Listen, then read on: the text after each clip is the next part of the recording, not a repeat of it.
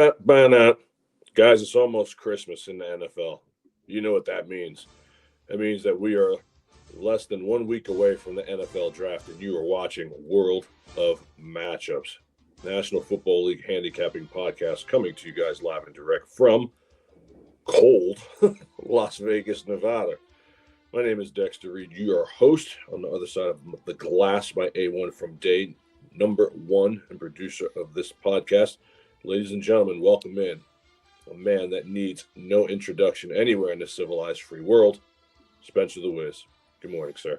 Good morning. It's big. I'm repping right now. I'm like a lot of sports. Arsenal plays the biggest game of the season tomorrow against Man City, so I'm repping hard, man. They haven't won the league since 2003, and if they win tomorrow, that would pretty much seal the deal for them. So Guys, very exciting. This is what I have to deal with when there's no football. I'm a freak, dude. I'm a sports freak. And first of all, basketball is such a horrible product. You kind of have to find. I've been following Arsenal since 2012, so this is a huge moment for me. It's like 14 years in the makings. Everything comes down to tomorrow. I got Fernando Mendoza next week, so a lot of things to be excited about for me right now. Should be a good week for Spencer here. So before we go through our live 1 through 32 show every year, the week before, one of us or both of us puts together our 1 through 32, which is fire style, because it is kind of a longer show, so we'll try not to embellish too much and save that for next Thursday, which will be taking place live on YouTube. Links forthcoming. Guys, you know what it means when we hear this sound. Spencer, let's get it going. Number one. Yeah, pretty straightforward, right? Fernando Mendoza. I've been thinking about this. I'm gonna relish this moment as a Raiders fan. I don't know if it's gonna work out or not, but rarely do I had these moments to actually enjoy such a pick. I will say last year I did enjoy Ashton Genty. That was like a fun feeling to get him. But there's nothing. That was the year before. Yeah, there's nothing like getting a franchise quarterback though. It's just the Raiders have not spent a first round pick on a quarterback since Jamarcus Russell. It feels impossible to say when the quarterback is the most important position in football, but that's just the Raiders organization for you, completing competency for a very long time. But, things are different this year. We get our Joe Burrow, Caleb Williams type of moment, where everything just kind of feels hopeful in that moment. And he's probably the most secure number one pick since like Andrew Luck, I would say. And that's a really cool feeling as a fan. Yeah, I'm happy for you for sure, man. I got a lot of friends who are Raider fans. I mean, we live here in Las Vegas. I mean, I'm an AFC West fan. I'm a Chief fan. But, it's just nice to see the Raiders actually make competent moves. I think part of it's having Brady in the building. I think part of it is just doing it wrong for so long that you're like, you know what, maybe we'll try this.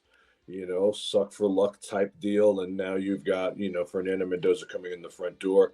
I can't think of a draft in recent history where the number one was more of a slam dunk. And so we're not going to waste too much more time here. I think all the things that the Raiders have done in free agency and to this point have set up for this moment. I understand that he's not going to be in the building draft day. There's some stuff happening in his personal life, but kudos to him, man. This is his moment. And let's hope that the Raiders actually do what they need to do to protect him, to give him some help, and not end up having him thrown to the Lions den. I like the Kirk O'Chains move coming to Vegas to help with the tutelage. Coach is saying the best quarterback will start. I'm not really buying that. I don't believe that they're going to toss him out there and get him hurt. It's football talk. It's football talk. There's a lot of coach speak right now, and I just think that this is a solid move for Vegas, and I see Las Vegas going to the playoffs and winning a game in less than 2 years. Yeah, pretty straightforward. Joe Burrow also wasn't there for the NFL draft, I remember. So I remember it's not the weirdest thing in the world for a guy not to be there. I think I agree with you on what you had as your next pick as Arvell Reese. I am not the biggest Arvell Reese fan, but it just makes too much sense. It's the Jets. You have a defensive-minded head coach. It's just a no-brainer with no quarterbacks on the board. But, I've talked about this before, but I'm not the hugest fan of these hybrid linebacker defensive ends coming out of college, specifically Ohio State. They just produce them like 2 a year, pretty much, which is insane. They're just a factory for these kinds of guys, pretty much. I said this in our prospect video, but he carries his momentum well. I think he's kind of undersized. He does move very good laterally, but he doesn't really have a ton of tools for pass rush. I'm just not the biggest fan of these kinds of guys, these off-ball linebackers that convert to full-time edges. He does have the burst, power, and speed and stuff like that. I just don't like guys who don't have pass rushing tools when they go into the league. I don't feel like those are developed like crazy. And those are one of the traits that I'm just like, it feels like you can learn them, but if you don't have that tool set, to me, it's just a big risk. But this is the most Jets pick of all time. Like, you can just kind of pencil it in. You might as well pre-order your jersey if you're a Jets fan, in my opinion. The first two players off the board, you can have their jerseys pre-ordered. I'll be absolutely shocked if everything that goes 1 and 2 is not chalk. I think Arvell Reese being, linked mock-wise, through all the commentators and the pundits, and all the pontificators, including ourselves, it just makes too much sense. Aaron Glenn's a defensive-minded head coach. They've rid themselves of Jermaine Johnson. They're trying to do some different things. They do understand that getting to the quarterback is something that they've been sorely lacking now for some time. Arvell Reese has had, a really good year. He is a little undersized. Hasn't had as many, reps as you would like. That's something that definitely concerns me, especially now that, when you're picking in the top 3, you can't whiff. Or you really don't want to whiff. You got to nail the pick, and there's a lot of whiffs over the last couple of years, man. Guys that are going 15, 16 could have gone 1, 2. I mean, it's just what it is. This is, like you said to me, going to be the most Jet pick. I just can't see them going. I can't see them going Bailey. They canceled a meeting with Bailey this week, and the words that they said why they canceled it is they basically got all the information that they needed on him.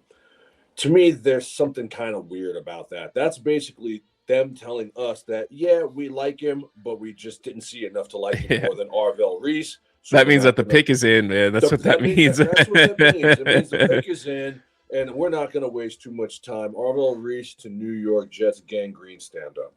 All right, let's hop back over. I hope that this is what the Cardinals do. And Me too. This is kind of what we've talked ourselves into, I guess, in a way. It's Francis Mauigoa. Mauigoa. I found out that's how he pronounces his name. All these every year. It's spelled Goa, but it's pronounced Mauigoa. So it's like A-Chan all over again. Yeah, it's weird. It's like Travis A-Chan versus Etienne. Like, come on, guys. Like, it's crazy. Just let us know what it is so we stop sounding stupid. You know what I mean? Yeah. This is a weird top 10, like very strange top 10. It's not your traditional loaded, like with Will Andersons and all these other, I guess, typical superstar athletes that we're kind of used to, or at least home run picks, not a lot of quarterbacks. Everything, these guys kind of fall into the same category, or if they don't, they're like really good at undervalued positions like safety. And so you kind of have to weigh that. To me, if you just want to get out of this draft with not the best guy in the top 10, but a starter for the next 10 years, you go with Francis and then you don't look back. I think that's what the Cardinals pick needs to be. Mm-hmm. I hope they don't try to go for a home run pick and get an edge rusher who's not really going to do anything for them, because they're going to get a quarterback next year. They don't have a choice. They're already having troubles with what's his name's contract, Jacoby Brissett's contract I saw. I mean, that is just the mark of absolute disaster, in my opinion, for Arizona, especially under a new head coach. This is so crazy. I mean, if they were smart, they would just guarantee Jacoby Brissett's contract for the year. I mean, what are you going to the Super Bowl this year? You nickel and diming in a down year. Do you let this guy be the tank commander? Then you go into next season and grab yourself a quarterback. So I think if they want to have and set themselves up for success, they won't go edge here, which they easily could. They'll go offensive line. It's not the sexiest pick. He's not going to be a superstar left tackle. He'll probably be your right tackle, but he's going to be a great offensive lineman for your team. And I feel like when you're rebuilding, all you need to do is make good picks. You need to build up your roster. And so, I agree. I think this is the right pick for them. I'm a little like iffy on whether or not they'll do it, but I think this is what they should do. I think this is what they should do too. Normally I make my mocks, a little bit more chalky than this one. This is the one that I sent Spencer, and I have Mauigoa here going for the same reasons that Spencer does. You're not winning the Super Bowl for at least 3 to 4 years. If you're going to even be in contention of making a playoffs, you're making this pick simply because it makes no sense to take David Bailey. It makes no sense to take Jeremiyah Love. I mean, unless you just want to put fans in the stands. I mean, you have Connor, you have Algier. What are you going to take? A top wide receiver here? You have no quarterback. You're simply taking Mauigoa here to be your right tackle for a decade. And then when your quarterback comes in next year, because you're going to be bad, you're going to have a top probably 2 pick, then you have the building block set here for protecting said quarterback. Guys, real football fans know that you win by building a team from the inside out. The game is won in the trenches. You don't start with building blocks of cornerbacks and safeties. Get the beef. And I think that their defense is a little bit better than their offensive line. And a product like Mauigoa doesn't just come around, man. I mean, I feel like he's easily the best offensive tackle in this draft. If he doesn't go 3 to Arizona, I'm thinking he's going to free fall out of the top 10. I like this as well because this pushes some talent back. And at 9 for Kansas City, there's a couple guys that I'm looking at that might not be there if Mauigoa doesn't get picked here. So for all these reasons, this is why I have him going 3 to the Arizona Cardinals. All right. This is the other pick that I feel like you can just pre-order his jersey, honestly. I've been saying this for 6 months. I think they're 100% taking Jeremiyah Love. I agree with you. 1,000%. I've been saying this for months. The Titans need something. They got a little bit of juice last year. Obviously taking a quarterback, Cam Ward's going to do that. But pair your quarterback who just understandably so struggled very badly, last year. I mean, if you really watch his games, you have a different opinion on him. I really believe that. And he has everything that you want. It's going to bring fans to the stand. Cam Ward, Jeremiyah Love, dude, you just put that right on the billboard. You can just print them out right now and get them ready to get plastered all over the city. And that's something to get excited about. Tennessee is just not an exciting football team, and they haven't been for a very long time. Even in the Ryan Tannehill days, I mean, there were some fun teams there, but they just have lost their swagger a little bit. And I feel like this is the way to kind of get it back, man. Put a little juice into this franchise. They've actually stayed steady. They're not. I know they had such a bad year last year, but I feel like they're not an embarrassment right now. I feel like there's things that you can be excited about them. And this is just like the thing that you want to put on top. Their offensive line is just all right, but there's not really an offensive line worth taking here. And if there was, then okay, I think I would have a different opinion. But I feel like I'm not going to say like an extreme drop off between him and the next offensive lineman, but big enough where it's like, okay, I'm going to take this guy who's going to be a really fun, exciting prospect for me. And I'll try to work out the offensive line the best I can at other times, when it's more appropriate. He's one of those top prospects in the top 10 that is like to the talent level. He can catch the ball. He can run the ball. He's just going to do everything for you. And there's no way that you're not super excited about this if you're the Arizona Cardinals. Dude, Jeremiyah Love is him. Guys, I've been saying this for months. Dude, if I had to put my money on one pick in this draft, lose my life or keep my life, this is it. They should be putting the stitches on the back of that jersey right now. So, as Spencer was talking, I was thinking about the game. I don't know, it was early in the season where Tennessee went to Denver. And they were in the game. They were right there with Denver. The game was winnable. I would even say the game was winnable. Okay, and I think Denver ended up covering something like -8. They pulled it out at the end. But if they have Jeremiyah Love in that game, I think they win that game. I think they win that game because the Titans' defense is better than people give them credit for. Man, they play really hard. Jeffrey Simmons is an all-pro. He's an absolute Hall of Famer in the making.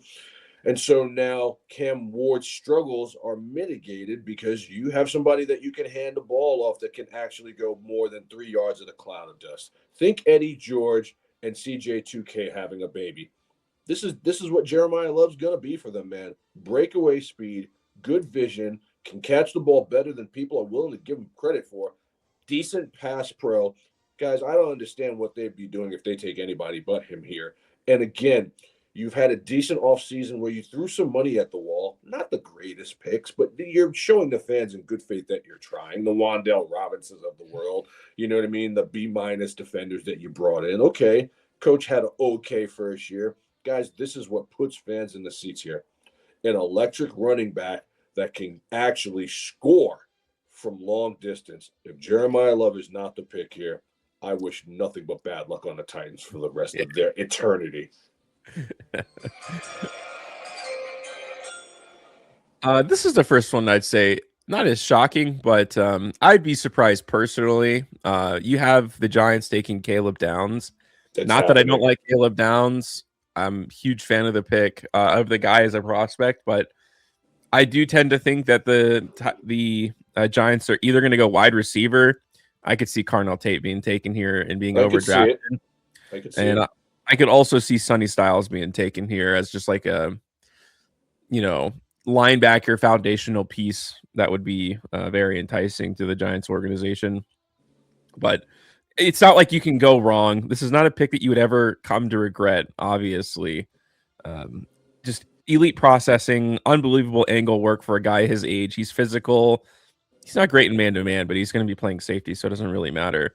I mean, I will say that I wouldn't just blow my mind to see this happen, but at the same time, I still feel like they're going to go a little bit beefier with this pick, whatever the case may be, or they'll go wide receiver and kind of have a tandem going, which I think would be pretty cool. That's something that Harbaugh never actually had in Baltimore, so he might actually be like a little enticed to do this as like the thing to take them over the edge. They never gave him.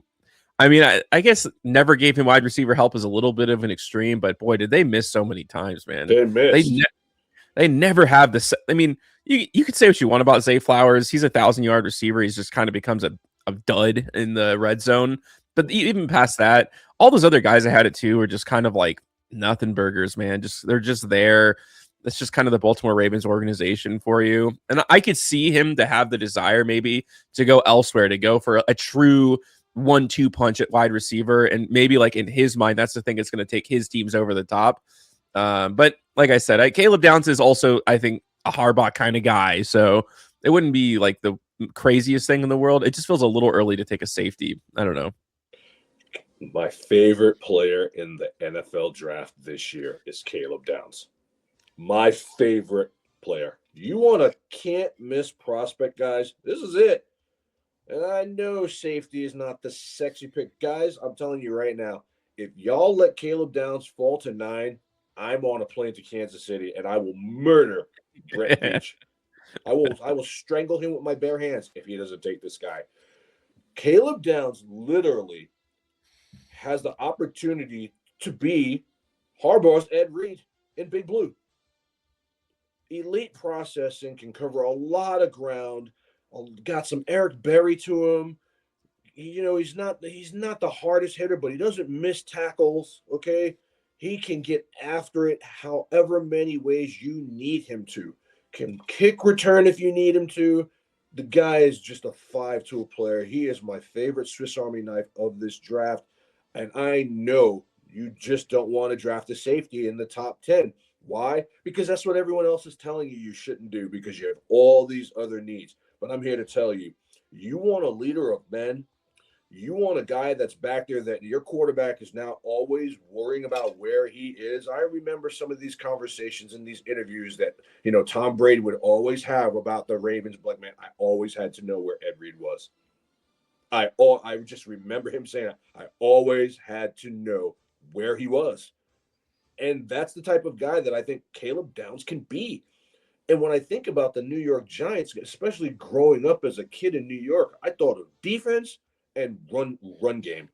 And that's who Harbaugh is. Now, will they try to do something different here? Because, Neighbors is coming off the shelf and they got rid of Wan'Dale Robinson and, Carnell Tate, blah, blah, blah, blah, blah, blah. I think it's a mistake. You do not let elite players like this fall. And if they do, I don't think it'd be the worst thing because, you'll bring in Carnell Tate probably, and he'll be good for you. You know what I mean? Carnell Tate doesn't wow me like he wows a lot of other people. First of all, I think he's good. I think he's very good. But the lack of elite speed worries me. And a rookie prospect coming in like that he's not Randy Moss, guys. He's Randy Moss. But you know who the Randy Moss of safeties is? It's Caleb Downs. And so for all intents and purposes, that's why I have Downs there at 5. I couldn't really drop him down any lower. I'm hoping he falls, but I just think it makes too much sense. I think Bailey and Styles are the two that I have falling in this draft. It just happens every year. Everyone's like they're going early, and then before you know it, they're getting picked at 10, 11, and 12 because other teams really just don't need them. Caleb Downs to Big Blue, and Big Blue is back, you guys. I'm telling you right now, whatever the Giants' overs are going in, bang it over because Harbaugh is going to get that team right. All right. This one I do tend to agree with you as well. I don't think it's I don't think they're going to be the happiest ever to take this pick, but they don't have a choice, man. The Browns' offensive line is absolutely depleted, and it just kind of collapsed. Water. It fell apart really quickly. They had a solid line for many, many years, and now it's just like, what are you going to do, man? And the gap between Spencer Fano and the next offensive lineman is huge. And I'm not the biggest fan of Spencer Fano. He's very light for being a tackle. Doesn't have a normal frame that you would expect to see from an offensive lineman, but he does fly over the field. I mean, there's obviously a reason he's being talked about in the top 15. I think he fits in a more wacky scheme. He's got a great motor. He doesn't have that power that you'd kind of like. He can handle those speed rushers. What happens when he gets bull rushed? I think he's going to struggle in the NFL with that. But like I said, sometimes in the NFL draft, it's like, you ain't got a choice, man. Like, you need an offensive lineman. Are you reaching a little bit by taking him here? Yes, but what are you going to do, man? You got to go into next season. You got to get some help to whatever quarterback mess you have going on in Cleveland. Oh, my gosh, man. Cleveland is such a mess, dude. It's this little experiment that they have going on. It's only going to last maybe a year, 2 years at most, and then they'll collapse it again and start all over again. And they just got to hope that Spencer develops during that time period and becomes a decent offensive lineman for him. Yeah, I do not wish to be a Browns fan right now. It's not a good place to be. I do think it's a reach, in my opinion, but it's a reach they have to take. And so, what are you going to do if you're the Browns? I took Fano here simply because it's the Browns. And every year we have these mocks, and they're so chalky, because at 6, like the chalk pick is Carnell Tate. You know what I mean? But I can't let the Browns actually make a move that makes sense. It's not in me to see them do it. And we go through the draft every year, and we're surprised. We're like, oh, my goodness, I can't believe it. Oh, my goodness, I can't believe it. So why not make a mock that way? And so that's what I did here. Whoever's going to be back there, whether it's Deshaun Watson or Shedeur Sanders, guys, you have to protect the guy. Mauigoa is going to be gone at 3. At that point, now we're just reaching. Caden Proctor, you know what I mean? Too early with Spencer Fano. I mean, you can justify it. You can absolutely justify it. You've got a decent run game, but your line is Swiss cheese, and you have to protect whoever is back there. I think it's a solid pick. I think it is definitely probably a 3 to 7, maybe even 3 to 10 pick reach. But this is the Browns, guys. Let's not act like the Browns have made competent, sound decisions from their war room ever.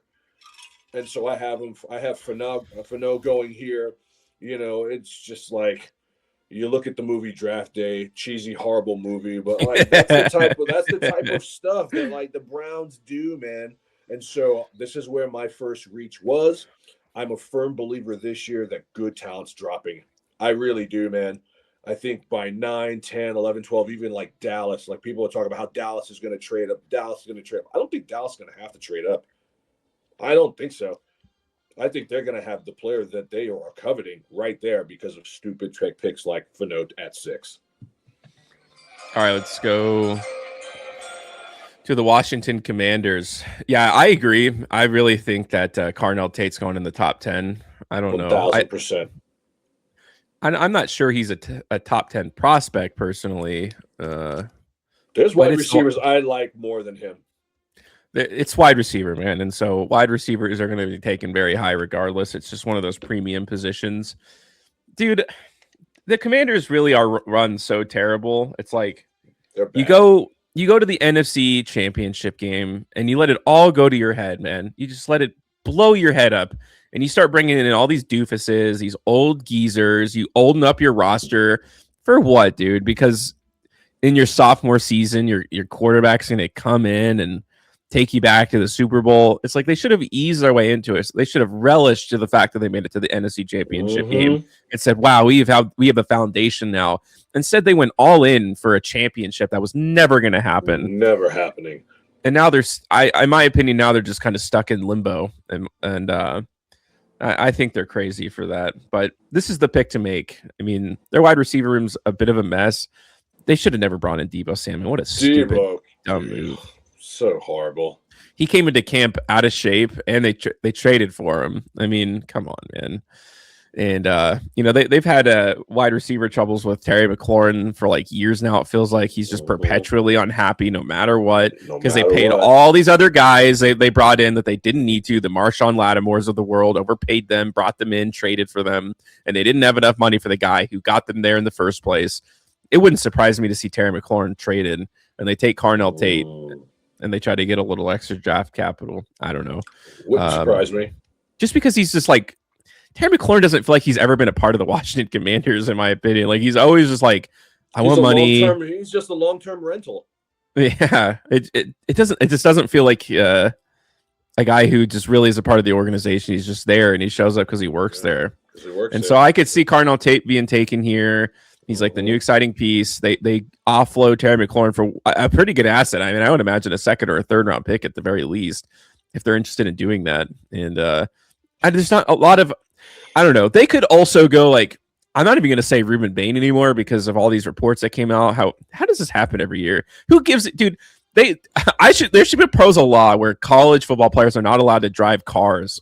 Like it's unbelievable. Every year, it's like there's a guy who killed somebody in a car accident.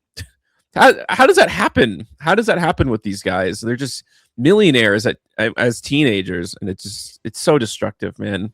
They don't have anybody advocating for them, man. No dads in the home, a lot of them. I mean, it's just, I just think that Reuben Bain is kind of the consensus pick here normally, but I just think these reports are going to start sending him downwards, man. I really do. And I think the Washington Commanders need a little something exciting in their team right now. And if you look at all the other picks, it's kind of how it is. I think if they were smart, they'd take Delane here and just be happy about it and improve their team and just know you're getting an improvement guaranteed, or Sonny Styles. I don't think they do, man. That's just not how the Washington Commanders are. You just talked about it with the Browns. They're not the team that makes the decision that you should. They're the team that took Emmanuel Forbes over Christian Gonzalez. Like, this is what this franchise does. They're not going to take the pick that makes their team just better. They want to have the sexy pick that they think that they're outsmarting the league in. Like, the Raiders did that garbage for so long too, where there's like, oh my gosh, we're taking this guy like way earlier than everyone else because we're smarter than everyone. And I think that's just kind of how they run their franchise, man. A little pompous. And to me, this is a very pompous pick, and it would not surprise me if they took him here. Carnell Tate's the pick. They got no real field stretcher. I mean, I guess McLaurin is there, but has Terry McLaurin ever sold out to be a Commander? You know what I mean? He wanted his money. They fought him on his money. He's not happy. You know, and the Commanders, like you said, they just went all in. That team never really had a shot at getting to a Super Bowl and winning one. And now you think that after getting blown out in the NFC Championship game and they played an actual like team, that would be their wake up call. Be like, oh, okay, like fall back and dust ourselves. That was lightning in a bottle. We're not going to be able to recreate that, but we should be excited. Instead, they're like, no, we're a couple pieces away from a Super Bowl, and they just really weren't, not even close. For a second, I thought they were, but then reality smacks you around, and even their off season. I mean, you're overpaid for like linebackers like Leah Chanel. I mean, you're wasting money here, man. You just are, But again, kind of like the Browns, this is a GM-led team and war room that doesn't usually make sound decisions. And so I have Carnell Tate going there because they need wide receiver help. I think Carnell Tate is not going to be as good as everyone else thinks he is. I think there are a couple guys that I would rather have over him. But Jaden Daniels is going to need a new toy. Well, hopefully he comes back 100%. And they're going to have to score points, and they need a guy to do so. Deebo, that was a mess. I mean, like, literally, once they changed the name from, Redskins to Commanders, this team has fallen apart. And I'll never back off that. You guys can have your opinions on whatever you want to say about any of that stuff. 50, 60 years in the franchise making, nobody was upset about the team name. And all of a sudden, now you guys want to be pissed off about it. And look what's happened to your team, the absolute hot dog water. But Carnell Tate in the fold will help Jaden Daniels, and I think that is the pick. All right. The Saints are on the clock. I think they'd be very happy to. I mean, this would be a dream scenario if we're being honest for the Saints. Like they'd be the winners of the draft if this is how the board ended up falling out, and it wouldn't surprise me if it is. I'm not even the biggest fan of David Bailey, but if he's there, I feel like you don't really have a choice. They had a foundational draft last year, of course, by and a pick that I was not really too hyped about, obviously, with Tyler Shuck, but it worked out for them, man. I'm going to be eating my words on that. He looked quite good there at the end of the year. And so they have an edge rusher that was kind of projecting the top 3 to fall to them in 8. There's no reason why they couldn't be excited. Look, this guy has all the pass rushing tools that you could ever want out of a prospect. The reason I have him like not so high on my draft board personally in terms of a prospect, he's not good against the run, and he's not super strong. He can be stuck on. He's shown bend. You know what I mean? Like he can do that, which is cool. He has a spin move, so he has all the tools that you need to get to the quarterback. But the only problem to me is that if he's not helping you out in the run game, it's going to be a tough rookie season for him. I feel like he could have the 10.5 sacks like James Pierce Jr. did last year, but I think he's going to get gashed. I think it'll. Not that his PFF score matters, but I think you'll see some pretty gnarly PFF scores in terms of like the difference between his pass rush and his run game help. Yeah, Bailey falling to the Saints here is a gift. Yeah, it really is. It's such a gift, and I think they'd be stupid to not take it. I believe everything that you're saying about Bailey is true, but I do think he has enough to win at this level. I do. I mean, he's a pig, man. You know, he's a pig. And this is what they need. They need a guy to be a pig to go get the other guy's quarterback. Cameron Jordan, man. He's baby Cam Jordan.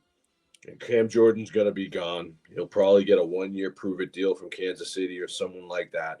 To me, this makes too much sense. You cannot not have this guy here. They're the kind of city that likes to market players, and I feel like he's a very marketable player. He'll probably have that cool face guard mask. You know, I can already like picture it, dude. He's gonna look good in a Saints uniform. It's like something that you can already see. It's one of those ones that I feel like you can pre-order their jerseys and just kind of see it already. Yep, I like it a lot. David Bailey to the Saints. Let's roll.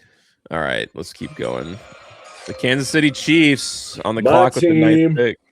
It's weird, very weird to see the Chiefs drafting in the top 10. Let me tell you, it's weird to see their name up so high.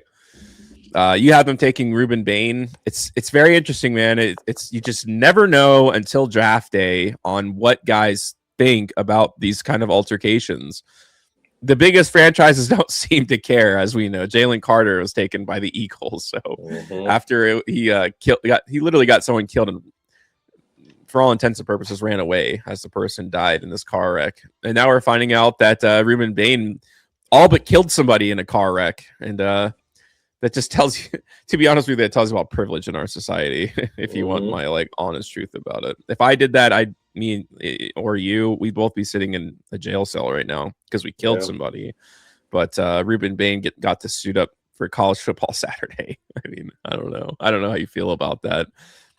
Nothing to do with the prospect, man. I think Ruben Bain's really good. He's my favorite pass rusher in this draft by a fairly large margin, in my opinion. Everyone's just going to talk about his short arms, but he's super explosive, has a big bag of moves. He's strong. He's effective in the run game. He's got great hustle. He has bad gap discipline, but those are things like Max Crosby learned to clean up pretty quickly. Those are the kinds of things that I don't mind seeing from a prospect as a young kid. Having gap discipline, that can be taught. Pass moves to me are something that can't be taught, and he has a lot of them. So I think Kansas City would be very happy to do it. And like I said, the Eagles and all these other teams don't care about these kinds of horrible things from these guys. You know, they're willing to take on them for the talent. Obviously, it's serviced the Eagles very well. Jalen Carter is one of the best defensive linemen in the league. And so, I could see the Chiefs doing the exact same thing here and being extremely happy to have the opportunity to take Ruben Bain at the 9 spot.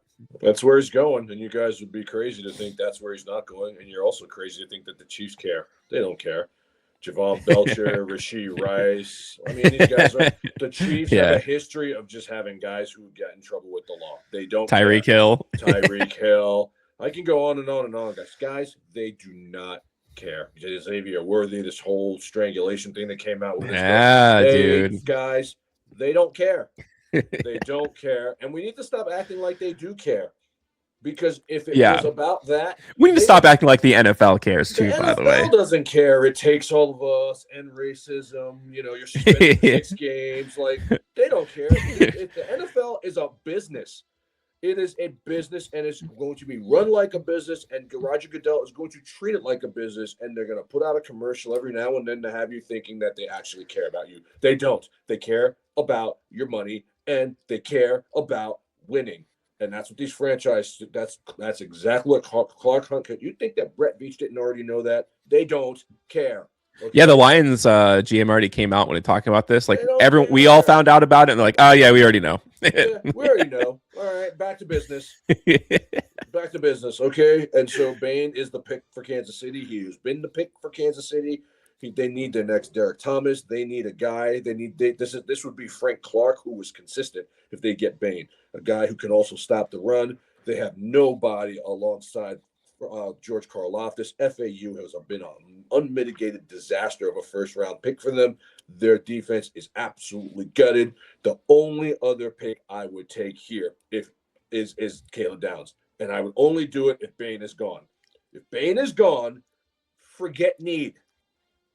Best player available, and I'm taking Downs over Styles. I'm taking Downs over Tate. I'm taking Downs over Mauigoa. I'm taking Downs over all of them. So y'all let this board fall my way, man. And I'm telling you right now, the Chiefs will get their next Eric Berry. But if not, Ruben Bain is the pick. It just makes too much sense. All right. Yeah, this would be another absolutely favorable position for the Bengals, man. They should not be any happier than they ever could be to be picking at 10 and have these kinds of prospects still on the board. I tend to agree with you on this pick.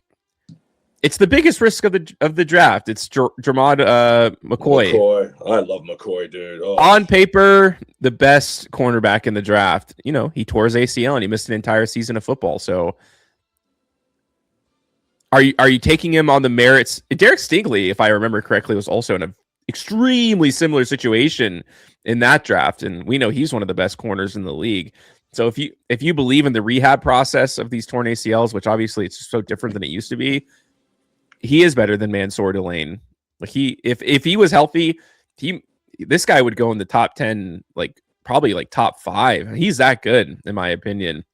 He's good in zone. He's elite in man coverage. I didn't talk about him in my top 10 prospects.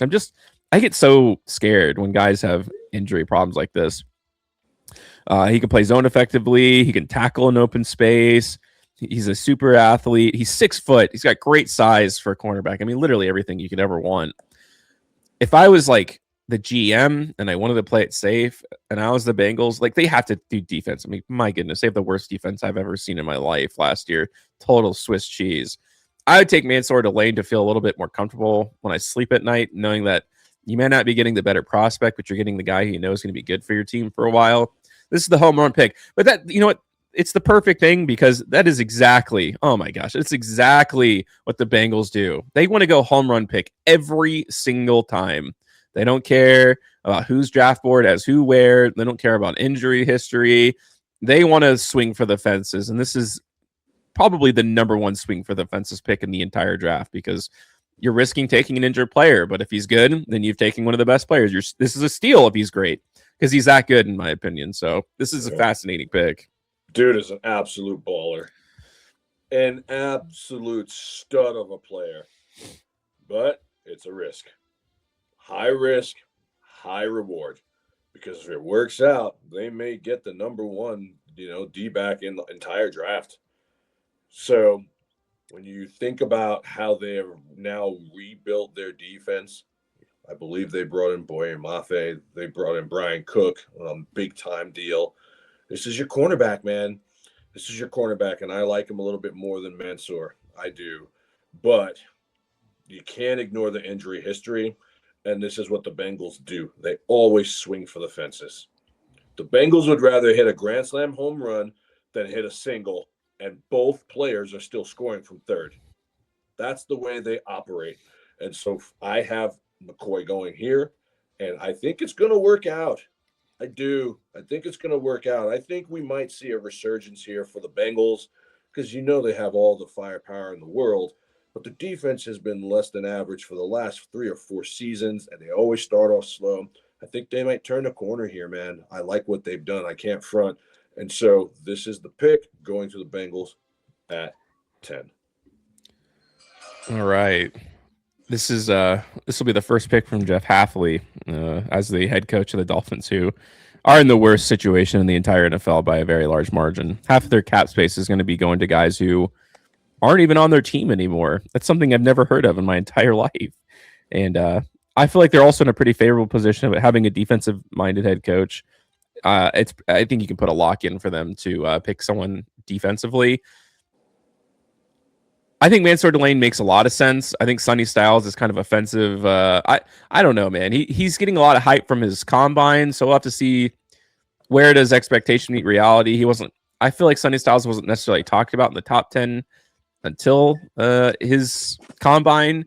I don't know. I don't think the combine makes that as big of a difference as you might think. I think it maybe brings guys up in the later rounds, but I don't think it completely changes everyone's minds. So we'll have to see. But you can't go wrong here if the Dolphins, Mansour Delane, Sonny Styles, these two guys you'd be really happy to see fall into your lap here. I've already talked about this. He's like my number 3 prospect in the draft. I have a very extreme opinion on Mansour Delane. I think he has great footwork. He has good play strength, great size and weight. He's good in press coverage or zone. And he's a stat sheet stuffer as a cornerback. Fumbles, interceptions, pass breakups. He doesn't have a ton of speed. That's the only thing.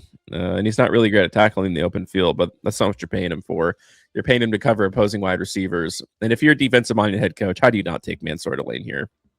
It's a great pick from Miami. You see how all of a sudden this board kind of fell my way? The beginning of it is kind of sus, you know what I mean? A lot of chalk, analysts would be like, are you kidding me? But like all of a sudden, like Gerard McCoy, Mansour Delane, it just makes sense that these players go to where they're going because the need is absolutely there. The Dolphins are so bad defensively, man, and they need all the help they can get.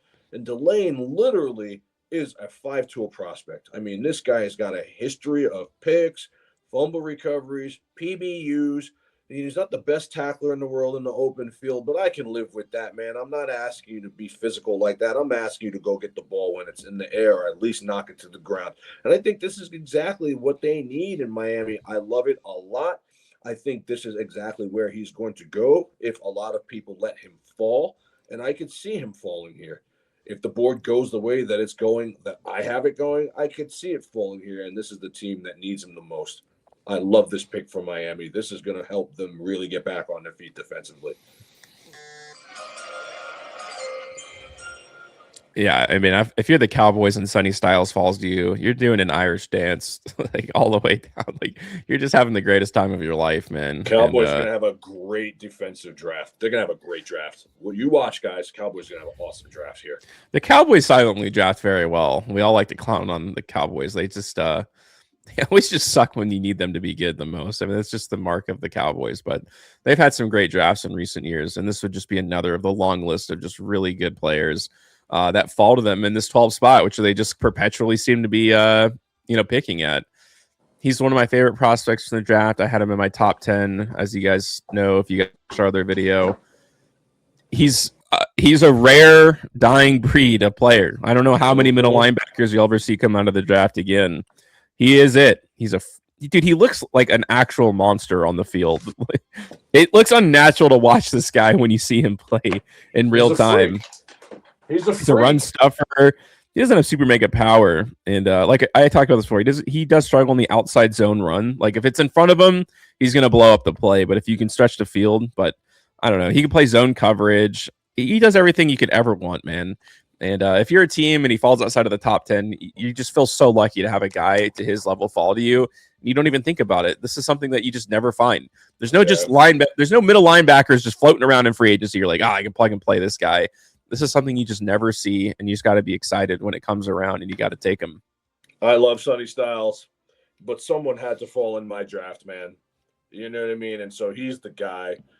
I mean, again, before the combine, which I don't always feel like is an accurate depiction of what a player really is.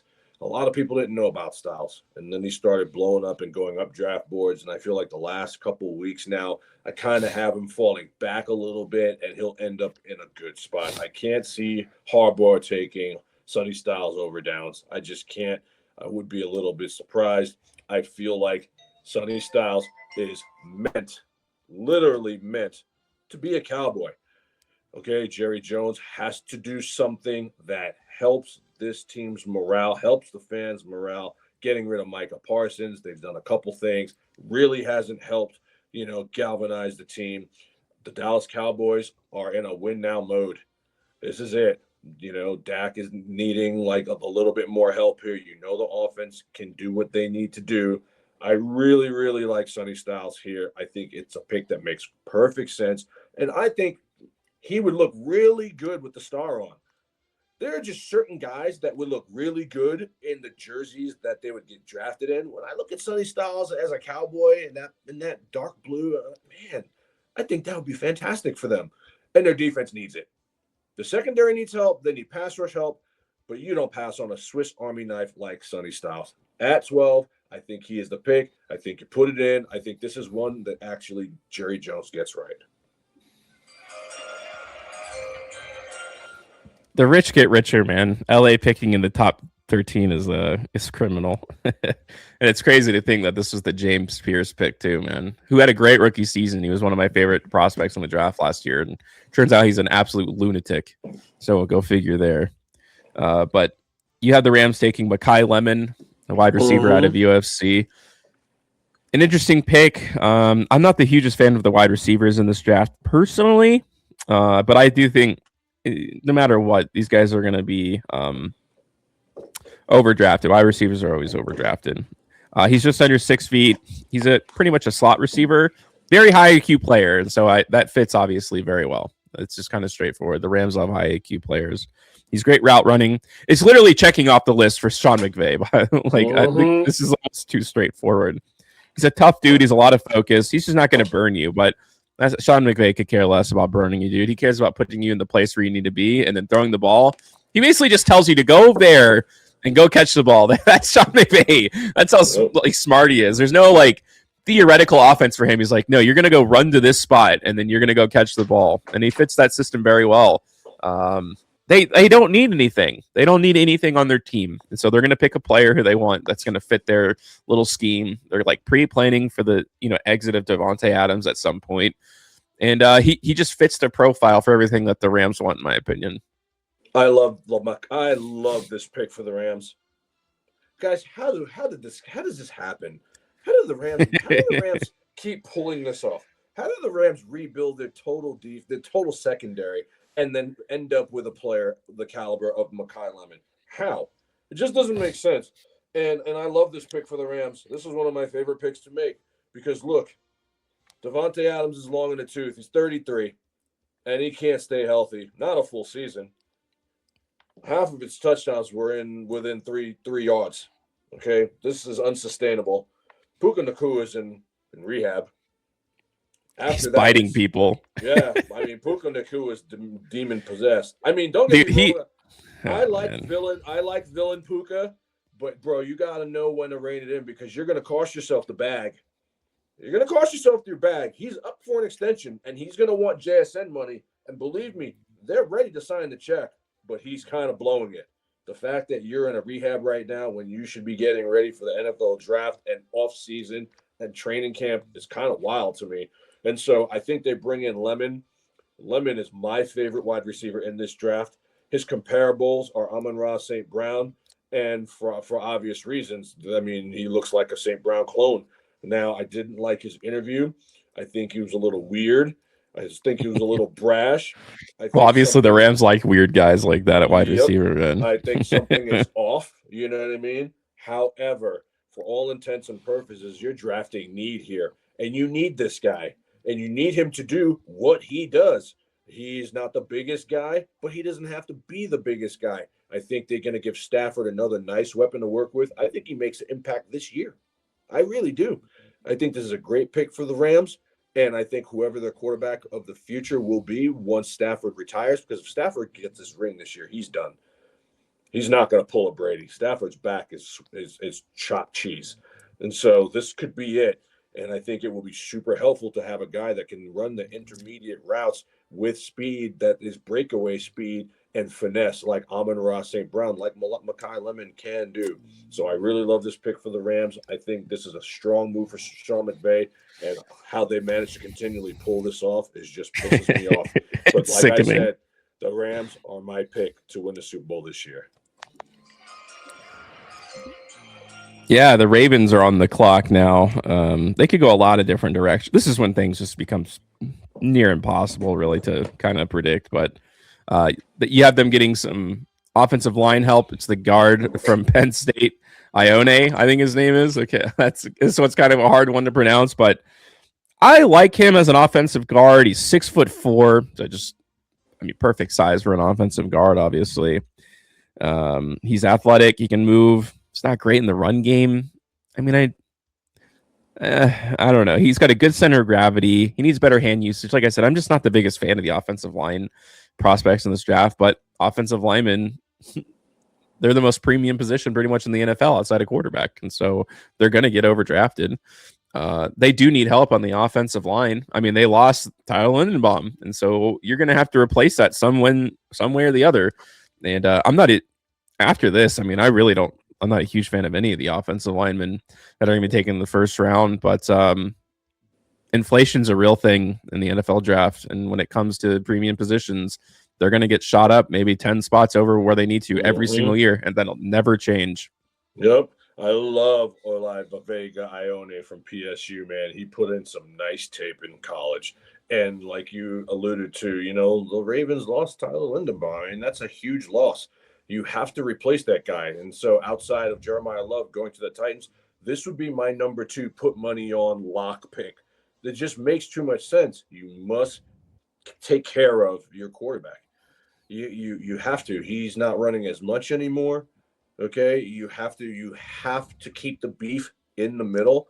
This is what the Ravens like to do. To me, this is a slam dunk pick. Lamar Jackson will be happy with this pick. Everyone will be happy with this pick. It just makes too much sense. You have a major hole to fill here. Okay, don't tell me about you have to fill the hole left, by the tight end. No, you have a tight end now. You already have Mark Andrews for whatever reason you decide to give him a humongous deal at 30+ years of age. Harbaugh knew he was going to leave, man. He wanted his long-term planning from Harbaugh, so he could take Isaiah Likely. That guy, I don't know, man. Mark Andrews getting that contract is blackmail. But anyway, back to Ione. Like there's a major hole that needs to be filled, and this guy's going to be there to fill it. To me, it's a no-brainer. We're not going to waste too much time on this one, because this is just one that makes too much sense, and I'd be shocked if the Ravens go another way. Yeah, Buccaneers. Well, they're in need of a wide receiver now, and so Jordan Tyson's kind of next on the block. I could see Omar Cooper here too, kind of. There's lots of ways you can go with this one, but it's so funny to me that Mike Evans went to the most injury-prone team in the NFL, and he's had injury problems. I don't know. It's just funny. That's just the 49ers for you. Jordan Tyson, 6'2". He's physical. He's got technique from the slot position. Very productive player, which you like to see in college. He's good at the catch point. He's not super fast, and he's injury-prone. Those are kind of my main notes on him. But the Buccaneers love their wide receiver prospects. I mean, last year was just an anomaly. What's his name had one of the most incredible rookie seasons you've ever seen in your life, and then he fell off a cliff. Ibuka fell off disappeared. A cliff, dude. It was unbelievable. It's just something you just never see. He looked like the next great wide receiver that you've ever seen in your life, and then he couldn't catch a ball for the last 6 games of the season. JSN. The first 6 games of the season, and then he was on a milk carton. You couldn't find the guy anywhere. So crazy. Weird. But I do like Tyson here. I do. I mean, I know Tyson's injured, Spencer. I know the guy's missed 1 out of every 3 games he's played in college. I know. Believe me, I know. And the only reason he's not my favorite wide receiver in this draft is because of that. Because otherwise, he'd be my favorite wide receiver. And let's be honest. The measurables are there. The comparisons are there to NFL players right now. He's pro ready. the numbers he's put up, even with the games that he has missed, are insane. It's insane. It's like 2 seasons worth of numbers for some other players. Okay. But the guy's hamstrings are made of freaking roast beef. And he can't, I mean, he can't perform. You know what I mean? Like right now, he is the Gerard McCoy of wide receivers. Whoever takes him, you're taking a huge chance on him. But if it hits, you have yourself an absolute stud wide receiver for 8 years. So I felt like with Mike Evans now being in San Francisco and wearing number 5 of all numbers, which makes 0 sense to me, you have to replace him. You have to give Emeka Egbuka some help. I thought for a second that they might go tight end here and take Sadiq, but it just felt too good. Their wide receiver room's still pretty healthy. It's pretty healthy. They got McMillan. I mean, they have players, but I feel like honestly, if Tyson was 100% healthy, he's a top 5. He's a top 5 pick. So you're getting a diamond in the rough here late, and you got to take a chance here. And I think that's what they're going to do. They're going to take this chance, and I think it could work out. That's why I have him going to Tampa. His measurables are crazy. When he's on the field, he is God. It's just, are you going to have him on the field? I almost feel like they're getting another Mike Evans because Mike Evans' hamstrings blow up all the time too. You know what I mean? They're just like, well, let's just replace Mike Evans with another Mike Evans and see what happens. I like this pick a lot, though. Jordan Tyson's an absolute dog. He got that dog in him too, bro. And you're looking at these highlights right now, guys. He's scoring every which way you can. Intermediate, long rush, bombs, pretty decent blocker as well, underrated. Good size, hands for days. I didn't think he could go any fall. I just didn't feel he could fall any further than this. All right. The Jets have their second first-round pick. These are like the most important drafts of all time for them, per usual for the Jets. I tend to agree with you here. They need it. I mean, they just need so much stuff, but they do need wide receiver, man. It has just been a one-person show at wide receiver for 20 years for the Jets. I mean, honestly, have they ever had a healthy wide receiver room where just there's a couple of guys on there that you can depend on? I can't think of a time, in my opinion. They always just have one dude who they just expect the world out of.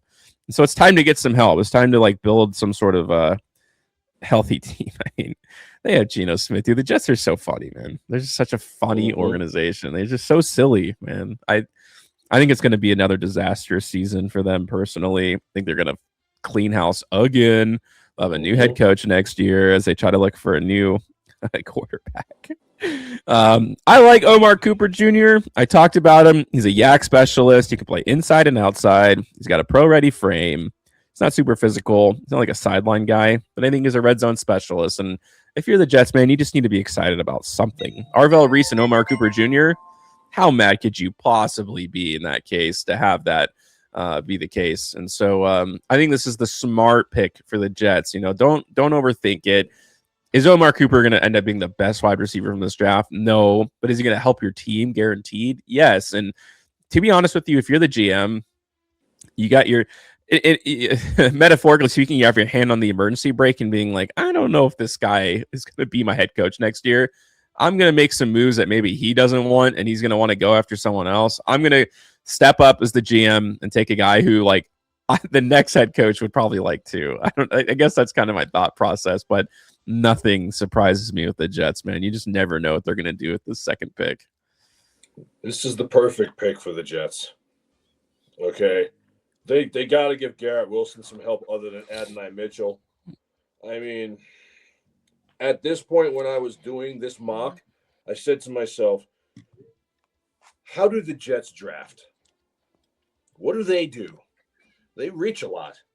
They'll get to what they think is a surefire thing, and then they usually have at least two high draft picks, 2 ones or 1 and an early 2. And the second one, they don't. I mean, what do they need? They need help. Has Adonai Mitchell showed you enough that he can be a solid number 2? Has Mason Taylor showed you enough that we can pass on wide receiver help and go get more defense? I think the answer to both those questions is no.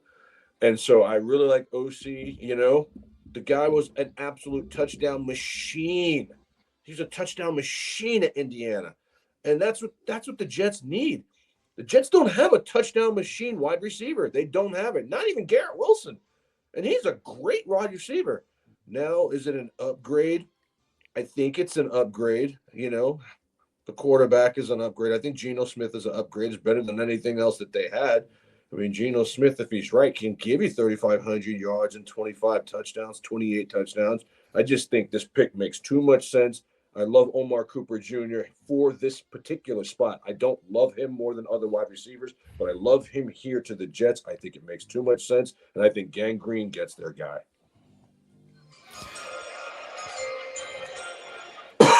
This is another pick I 100% agree with you on. It's Caden Proctor for the Lions. They have no choice. Their offensive line absolutely disintegrated in a year.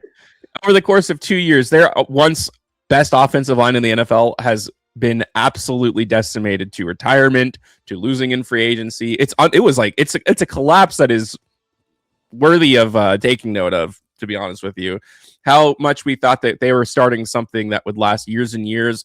They lose all their staff, and now they lose all their offensive line. I mean, really, the 1-2 combo of disaster, in my opinion. Caden Proctor's a monster, 6'7". My goodness, what are they feeding these guys in Alabama, dude? Surprisingly athletic and strong for a guy at 6'7", too. And he can handle power and absorb it. He gets cooked by people with bags, man. He's just you're picking at 17, so you're going to start seeing some pretty big holes in people's games. He's work on his footwork. He's 6'7", and so that's going to be a problem. Doesn't matter to the Lions, dude. They don't have an offensive line, and they got to get what they can get. And I think this one is a no-brainer for them. I mean, they could go anywhere else. Offensive lineman is so hard to measure because teams have who knows what kind of complicated process for this. But Caden Proctor's up there, man. It could be him. It could be Freeling. There's so many options here. They're taking an offensive lineman. If they don't, they're absolute buffoons. I mean, they have to get something in to revitalize this line, unless they want to just have a borderline a losing season, because we all know Jared Goff is a soggy napkin when he is not protected pretty well. That's a fact, bro. That is an absolute fact. I love Caden Proctor. This is my number 3, okay? I have 3 every year, 3 to 5 every year that I'm just like, you could sell your wife's wedding ring. You can pawn all your mother's heirlooms and put it down on Caden Proctor going to the Lions. And you can feel really good about it. You really can. Guys, their line is absolutely destroyed. Didn't they lose Decker? Didn't they? I mean, they've lost a couple guys, man. Their beef is fading away. I mean, it just makes me sad because I think about the Lions and what they went through to get where they were at. And they did everything right. They did everything the right way, traded for Goff, drafted Gibbs when no one thought they should. You know what I mean? I mean, they got Sam Laporta when no one thought he was worth. I mean, these things have worked out for them, and they had it all in place. And all they had to do was kick a field goal. That's all they had to do was kick a field goal. And then you're in the Super Bowl, and guys, I don't care what anyone says. I do not care whose team was better than who. You get to the Super Bowl, all bets are off. Anything can happen. That was their shot, and they blew it. And look at what has happened to the Lions since that. They just can't. They get blown out in their own building in the lofts to a horrible team, not a good team in the Commanders. And now they just can't keep it together. And guys are retiring. Guys are moving on. Guys are getting hurt. Hutchinson was out. Guys, Caden Proctor on this line is an absolute must. And I don't love him. I think this is a reach. But the need is there like I need to breathe. Like, I need to eat my ice cream before bed every day. Like, it's an absolute must. Like, I got to have it, okay? And so, for all intents and purposes, Detroit gets their big guy in the middle to keep Goff upright. And this is like what Spencer says, guys. You know this to be gospel. Once Jared Goff starts hearing footsteps, it's a different quarterback. He must be protected to be good. Period. End of statement. No other quarterback in the NFL fits that mold more than Jared Goff. And when he's good because he's getting protected. And when he's bad, he'll have those 5 interception games like he had versus Houston. This is a no-brainer. This is a chalk pick. Caden Proctor to the Detroit Lions. Yeah. I really like this pick. I think it's pretty, I wouldn't say it's straightforward, but it does fit the mold, I think, for the Vikings, for Brian Flores' defense. It's the safety. It's Dylan Thieneman out of Oregon. He's a really good prospect, and so I think they'd be happy to see him here.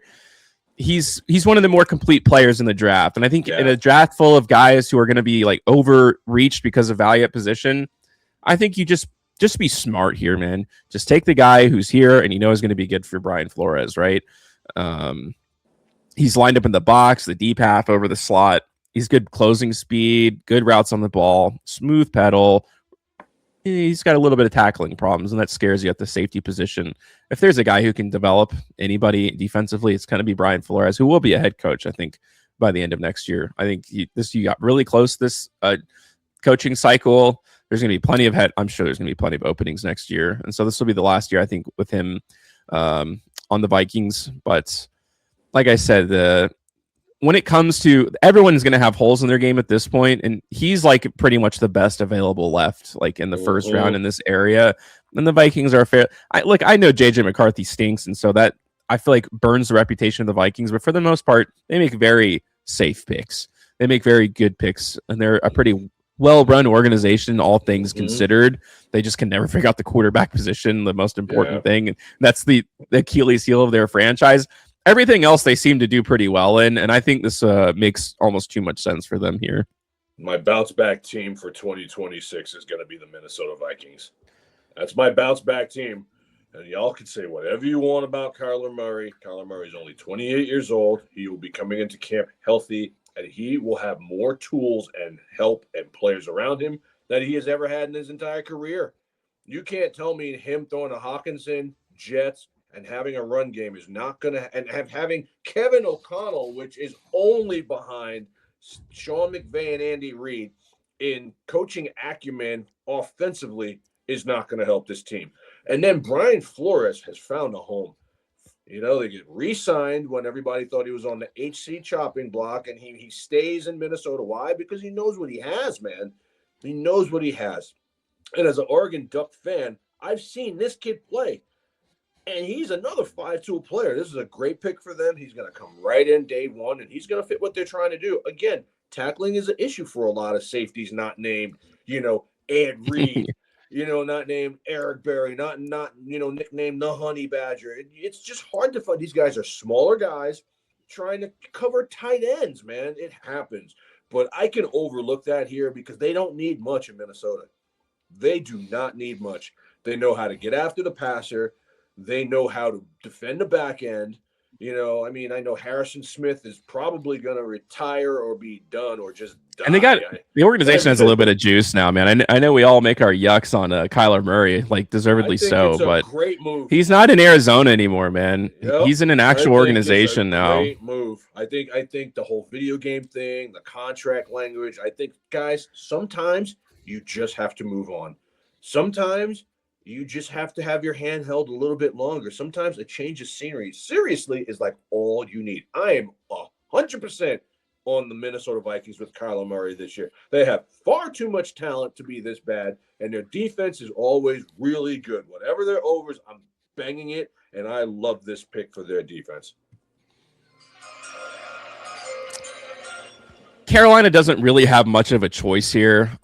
They have to take Kenyon Sadiq. Now, I'm not going to say I don't like Kenyon Sadiq, and I'm not saying that they don't. This is really who they have to take, all things considered. Take this guy. They just got to keep, pounding the table for offensive line help for Bryce Young, who they finally looked like they had something going last year. Bryce Young was still super up and down, but we saw more flashes of like really good than I would say really bad. He just really is such a confusing player, man. Sometimes he looks like he's having those 3 touchdown, 350-yard games, and other times he's got like 50 yards and 2 interceptions. But they got to keep going. Tetairoa McMillan was the first time he ever had a connection with anybody on his team, and they never really helped him until last year either. I think they'd like to take a wide receiver here. Ideally, there's not anyone there, not anyone worth taking at this spot at least. And so the only thing that just scares you, it's like Kenyon Sadiq has all the tools that you could want, theoretically. Like, he didn't have a very productive career at Oregon. He just had really big flash plays, and he does, measures everything that you could ever want from him as a prospect. But there's no one else. Everyone just kind of is excited about this guy and what he could do. He's burst and athletic.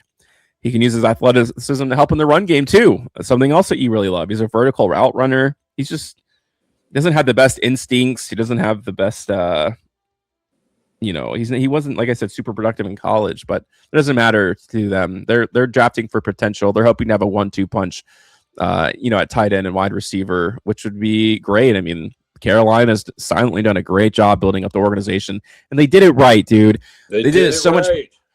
Much. They had a horrible rookie experience with Bryce Young, but they didn't give up on him like all these other teams do. I'd even go as far to say teams like, Josh Rosen. It's like, oh, one bad season. Sorry, buddy. It's never going to work out. Dude, if you think back, man, Bryce Young had one of the most atrocious rookie seasons I've ever seen. He could have easily have gone like we could have already forgot about him, and he could have never played in the NFL ever again. I really believe that. I believe that happens all the time. Once you have the draft reputation of being a top 2 pick or a top 3 pick, and your draft bus is a quarterback, which they could have easily have done, he may have been a forgotten top 10 worst draft prospects of all time kind of thing, or a bust of all time. Like, we could be having that conversation because he's been that bad, and they've stuck with it, and they really, really are trying to help him the best they can. And I think they continue that trend here at this pick. I love this pick for the Carolina Panthers. I've had him pinned going there all offseason. I'm an Oregon Duck fan, so the back-to-back Oregon Ducks go here. I like Sadiq for them. I mean, over the last couple of years, what have they had at tight end? Guys like Ian Thomas are not moving the needle, okay? And they've done it the right way. Bryce Young gets another weapon. He's more of a hybrid wide receiver / tight end, like a Kelsey guy, not the best inline blocker, I think, but he's got the muscle. He's got the frame, 6'3", catches everything his way. Coker on one side, Ted on the other side, mix in Sadiq. You've got Chuba. They've done a great job addressing their defense. They've done a great job of addressing their line. And kudos to Dave Canales' staff and the GM for not giving up on Bryce Young. This is a playoff team. This is a team that could have easily beaten the Rams at home this year.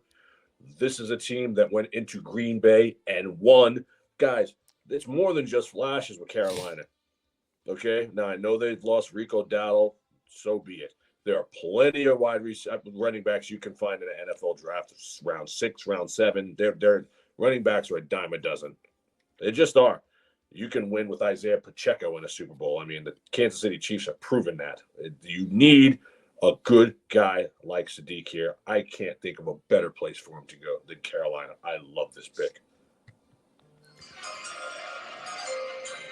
Cowboys are back on the clock. This is their Green Bay pick, and you have them taking Cassius Howell from Texas A&M. Yep. And he's productive. He's resourceful. He's undersized, twitchy though, tenacious, productive. That's okay. You can run with speed, power. Howell and Styles right now, any Cowboy fan will sign up for without having to trade up. There's not a Cowboy fan on earth that will not sign up for this to try to put a Band-Aid over the Micah Parsons bullet hole. Not one. The only thing that you have to say is like whether or not his size and length limitations are going to be the thing that keeps him underdeveloped in the NFL. It's just a different game, and so you're kind of I don't know. But he is good against the run, and so there's going to be value from him for day one. And so this is I would say a smart pick, especially when you look at the rest of the way that the draft is lining up. This is really like the mud of the first round, in my opinion. Like this is like where you're just kind of like, do I even trade back at this point? Try to like gear up maybe for next year or something like that, or try to find value in the second round. I'd say Cassius is like kind of where there's a fairly big drop off in a sense. Okay, you got Monroe Freeling, and so there you go. Like that's probably if you really need offensive line help. The Cowboys don't really though. The Cowboys have a good need defense. Yeah. The Cowboys are trying to do a couple different things. Number one, get in the playoffs and win a playoff game and see where it takes them. Number two, appease the fan base because you basically gave Micah Parsons away. You have to. This team needs defense. They don't need any more firepower. Their offense is set. It's set.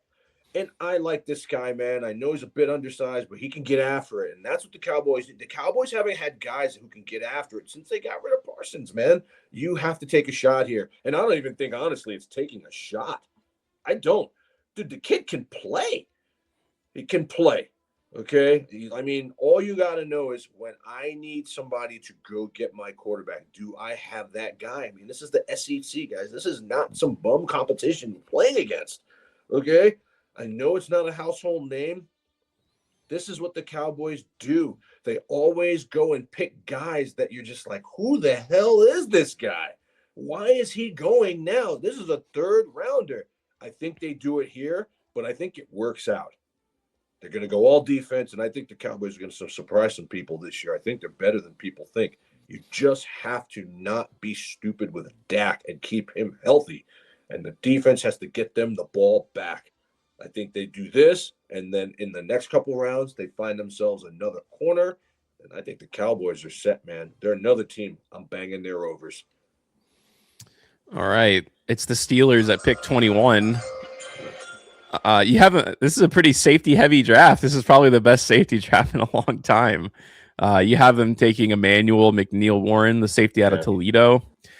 They don't need they don't necessarily need offensive line. They just need the guys they pick to fall into place and like be healthy. I mean, I think that's what it really comes down to. I'd be surprised if they took another offensive lineman here. So they're good. They're good. Running backs are set. They get Pittman. Wideouts are set. You know they always have a million tight ends. So you just got to go defense here. I mean, I know Toledo, they're not playing the best competition that's out there, but that doesn't mean the kid's not good, man. I looked at his tape. He gets after it. You know what I mean? Didn't they just lose Minka? You know what I mean? They traded Minka back, I believe, to Miami. God, these are holes that you got to fill. And again, this kid fits the mold. Lunch pail, grind it out. Yeah, and they traded for Michael Pittman. They got to go defense here, and there's really no one else that's go defense here. And you got to consider this is their first draft pick of this round. All the big ballers are going to be gone. I mean, could they go corner? Could they go Avion Terrell? Could they go Colton Hood? Yeah, but do they need corner help? They got JPJ. They need safety help. You have to look at the teams and their needs versus what's left on the board. And I think that this is a good fit for the Pittsburgh Steelers. He brings all the intangibles that they're looking for, and he is a black and when I look at this kid and look at what he's done, he's a black and gold player. Let's go to the Los Angeles Chargers. You have them taking Keldrick Falk, the edge rusher out of Auburn. They need more help getting after the passer, man. I mean, who's the guy who's been there forever from the Bears? What's his name? My goodness. He's like 40 years old now. I can't remember his name, but he's just he's had an unbelievable career, but they got to start thinking about what's new in the future. Falk is a risky pick. Yeah. He's a risky pick. He's a developmental pick. He does one thing really well, and that's get to the quarterback. Which in the AFC West, you have to do that. You have to get Bo Nix on the ground. You're going to have to get Mendoza or Kirk O'Chains on the ground. Everybody wants to kill Mahomes. You can't. I mean, this is the way I was looking at this Falk pick, Spencer. Their tackles both got hurt, but they're both coming back. Yeah. Derwin James is still there. Tony Jefferson, I believe, is still there. Their cornerbacks are still solid. They just need help off the edge, man. They have not been great at getting after the other team's quarterback. I think Falk is worthy enough of taking a shot. What's his measurables? Can you pull them up? I don't know. Yeah. Kendrick Falk. Measurements. He's 6'5", 276. He's got an 82-inch wingspan, 34-inch arms. I mean, for this late in the first round, he's the prototypical player. I mean, that's what it comes down to. He's a prototypical player, and like you just got to hope that it works out for him, basically. Well, here's the thing with the Chargers. I believe right now they have everything they need to do to make a deep it's not going to come down to a rookie, man. I don't think so. Their Omarion Hampton is great. You know what I mean? They have Vidal Sassoon. Their offensive line is good. I could see them maybe going good. wide receiver here, like reaching. But see, I thought that they might do that too, and then the reports came out that they're sticking with their, Mr. Drops. Yeah. You know what I mean? They're sticking with him. I'm a little concerned because, Keenan Allen is Gandhi. You know what I mean? Like, so I could see maybe Denzel Boston here. But I'm just like, then I went and looked at them getting after the passer, and it just weren't as good as they could have been. And this is something that Coach Harbaugh wants to do. He wants to run the ball, play solid defense, and he wants your quarterback on a stretcher. That's why I took Falk here. It remains to be seen if it works out, but I think it is worth the risk. Yeah. I think this is going to be one of those years where the Eagles don't have that guy follow to them. I don't think there's going to be a Quinyon Mitchell following to them this year. The NFL is tired of that, and they're making sure it doesn't happen this year. I also just don't think that this is the talented draft, to be honest. Like, a talented enough where a guy, like, there's not going to be a talent level of Quinyon Mitchell or Jahad Campbell. No Nakobe Dean's falling to them at 31. No. But they do need offensive line help, and they would be extremely happy to see Monroe Freeling here, to be honest. I think it's a great pick. Their offensive line was butt last year, straight up. I mean, it just was not very good. He gets out of his stance quickly. He redirects smoothly around counters. He works well on combo blocks. He peels the linebackers. He just doesn't have a lot of core strength, and so that kind of scares you. But you're gonna be picking up some problems, man, when you're at this point in the draft, and especially at offensive lineman. Okay, you're gonna start seeing some big stuff, but just like the Lions, they're a bit desperate, man. They had one of the best, obviously, running back seasons, great blocking a couple years ago, and last year just was kind of a dud. And so they're going to have to improve their offensive line one way or the other. They're not picking anyone up in free agency anymore, of course, and so they're going to have to go for a rookie. And he is by far the best prospect. I think a bunch of guys are going to start going here at the offensive line at this point, but that's just out of necessity. And I think the Eagles get the best of what's left here. If Monroe Freeling, I kind of doubt he's going to be here personally when it's all said and done. But if he is, the Eagles, I'm sure, would just scoop him up happily here. I think this is a great pick for them. Who doesn't need big guys in the trenches? And this is what the Eagles are known for, man. Their offensive line took a step back this year, and I now think Freeling will help them take a step forward. He is the great value version of offensive tackles that's going to be left here at this pick, and I like it. The Eagles still want to run the ball. They're still going to want to run the ball. I know Saquon is on his probably second to last season. You know what I mean? So I think that this is a pick that works, and I think for all intents and purposes, we're going to see 1, 2, maybe 3 picks, because it always happens where you're just like, that's ridiculous. And it's always going to involve a team like the Browns, like the Commanders. And then a guy like Freeling is all of a sudden being taken 3 picks later, 4 picks later, than he probably should be. Freeling, you would think, could probably go to the Lions, but I think the Lions like Proctor a little bit more from what I'm hearing through the grapevine. And so I think this is going to be a good pick for the Eagles. This is a make or break year for Nick Sirianni, man, because that is a culture of winning. But that is also a culture of dissension. They haven't got rid of A.J. Brown yet, which is like knowing you have cancer and not going to the doctor. And I think it could be the undoing of this team. They need a solid draft, more than they've needed in the past, to get back to where they need to go. And I think this is the pick. You cannot go wrong with having beef ever on your team to help protect your quarterback and get your run game on fleek. I kind of like this next pick for you. It's Blake Miller, so that would mean 2 offensive linemen for the Browns. But if they're smart, they would do it, man. Mm-hmm. Look, this year is going to be a wash, and I don't even think their head coach is going to last very long there. Personally, I think he's just a holdover, dude. He's just like you just wait it out until the next head coach that you really want becomes available. You gotta liquidate your quarterback room at some point, and so you just build offensive line, dude. Just sit quietly. Cleveland is just such a disaster. They're still dealing with the Watson trade, obviously. He's still on their damn roster. And so just wait till it plays itself out, man. I guess kind of like the Broncos did with Russell Wilson. It's a little bit different, of course, but where they made a bad move, they ate it, they got hit on the chest for it, and they survived it. And I think this would be a good thing for them to do. I think Blake Miller's kind of a safe pick here. I think so too. Very experienced. He's kind of a statue. I don't see a lot of movement from the Browns. I think they're going to be like a gutter ball, like in the trenches kind of team for at least a while. You're not going to, run some sort of zone scheme with this guy. But if you pick up 2 offensive linemen that you feel can start for your team in one draft, how mad could you really be? I mean, this is where things become really wacky and you just never know at this point in the draft. But I think they would be smart to go into the draft thinking, let's go get 2 starting offensive linemen here. Mm-hmm. It might not be the greatest ever, but our offensive line was so trash last year. We really have nothing going for us. Nothing.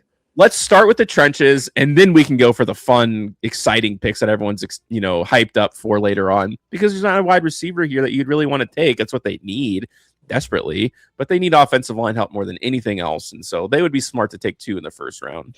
Again, I wrestled with putting Denzel Boston here, but again, I think about the Browns. The Browns are going to brown.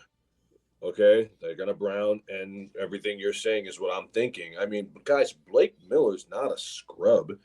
I mean, he's 6'7", 315. He's a starting tackle in this league, and he's a decent athlete. His athletic score is not bad. I mean, good broad jump. I mean, you're not asking him to run with the ball, so he runs a 5-yard 40. I mean, dude, what do you need? What do you need? And there's tons of wide receivers in this draft. Even day 2, day 3, Ted Hurst isn't one that comes to mind. Like, guys, you still got Jerry Jeudy. Like, fix your line. Fix your line. And Blake Miller looks like a Brown to me. The name Blake Miller sounds like a Brown to me. Like, to me, it's worth taking a shot. I will never back off this. You build your team from the inside out. And this is a team that is horrendous.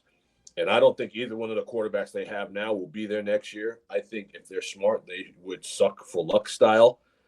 They would tank it. Their running game is already good. Harold Fannin is there. Great piece. I mean, they do have some things that look good. I would address that line first because you're better off trying to find linemen now than later. If you pick wide receivers now and then try to find linemen later, you're going to struggle with these guys. Blake Miller is not, he's not God, but he doesn't stink either. I think this is a good pick for the Browns, and that's why I have him double dipping here to try to protect whoever's going to be back there. I mean, let's be honest, man. I know Shedeur Sanders is horrible, but if you protect him, you know what I mean? Like, if you protect any NFL quarterback, you're going to get their best. It's when you just can't protect, and their line is absolutely in shambles. This is a good pick, I think. Well, I don't know. Remains to be seen.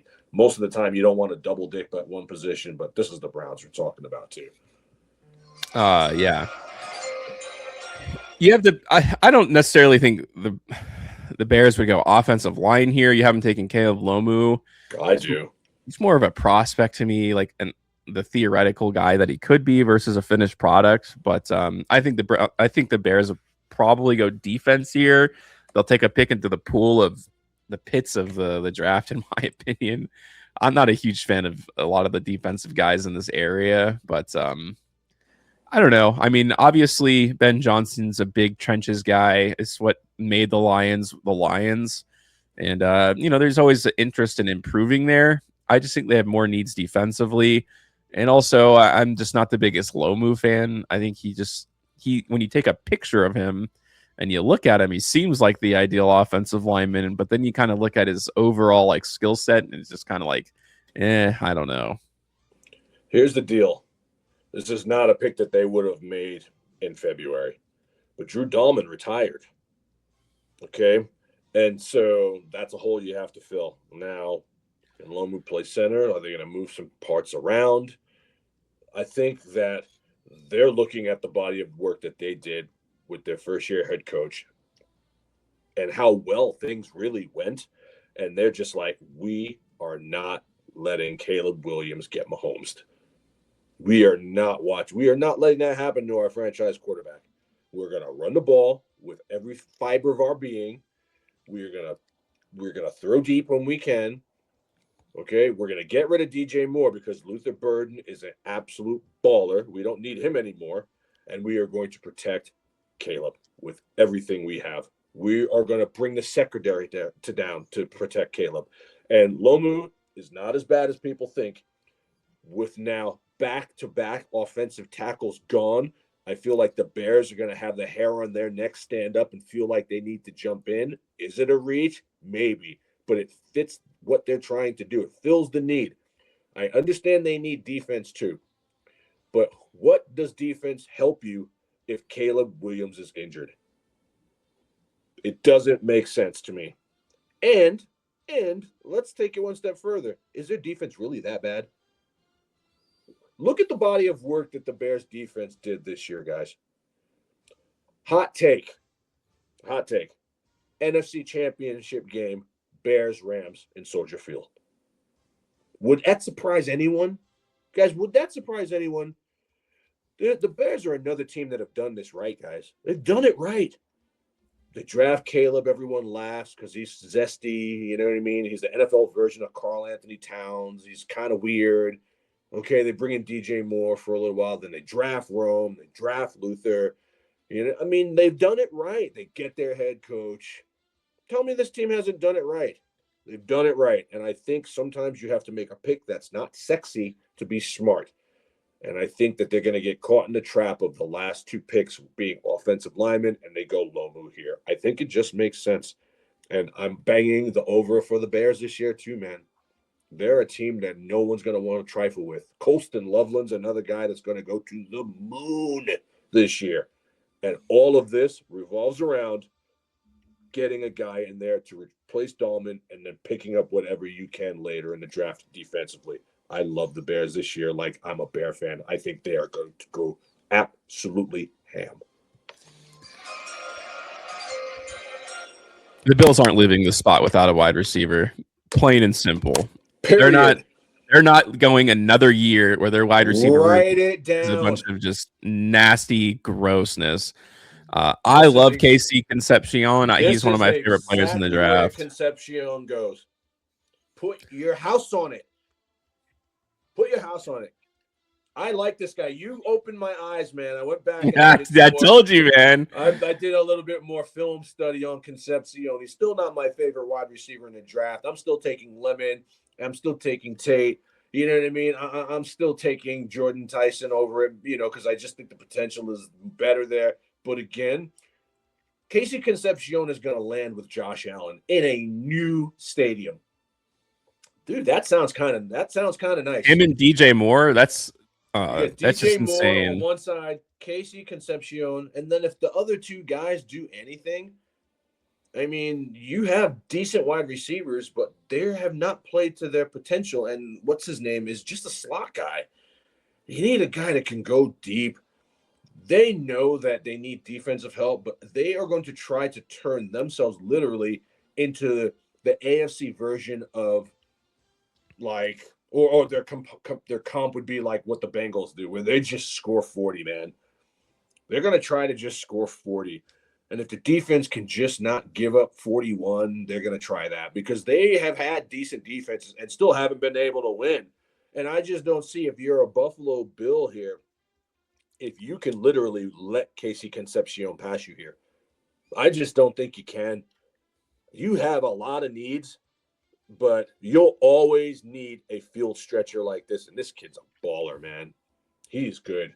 Is he a top 10 prospect like Spencer seems to think? I don't think so. But the door is open for it to happen because when you have Josh Allen throwing you the ball and they're becoming more of a throwing team, it's more 50-50 than it used to be. Buffalo Bills used to just run the ball a lot. Now they are just airing it out. Casey Concepcion is the pick here, and I absolutely love it for Buffalo. Let me tell you something, man.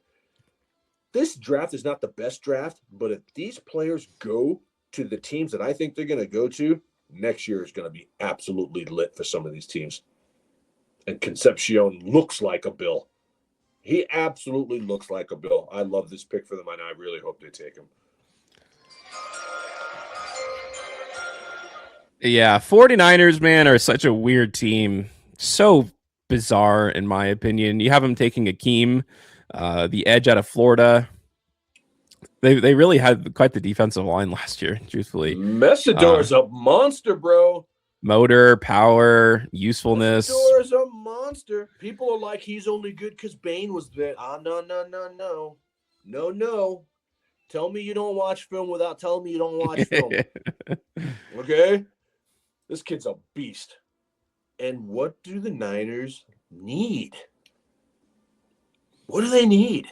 Yeah, especially because Michael Williams was just such a dud last year. I hated that pick for them, and he sucked. I mean, he got hurt for most of the season, but even when he played, he did a whole bunch of nothing. But here's the deal. Their general manager and their coaches aren't dummies. They're smart enough to know that, okay, it didn't work, but that doesn't mean we're not going to go to the well again. And this kid can play, man.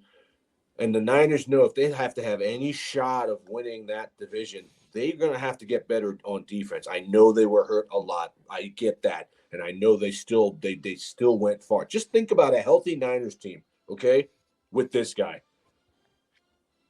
Don't go get cornerback. A cornerback's not going to help you versus JSN. You know what's going to help you versus JSN in Seattle? You know what's going to help you versus Puka and Stafford? Getting them on the ground. Yeah, because those guys are going to be open no matter what, dude. I don't care what cornerback you have on them. I do not care what you do. Those guys are getting open after 4 seconds. I don't care. If they can just get anything out of Michael and they take this pick, they would be in a much better spot this year for sure. This is a fantastic pick. I'm patting myself on the back and doing a victory lap before they even draft him because I'm telling you, I can't wait to say I told you so on this guy, guys. Miami, between him and Bane, they were a wrecking crew, man. They were Derek Thomas and Neil Smith.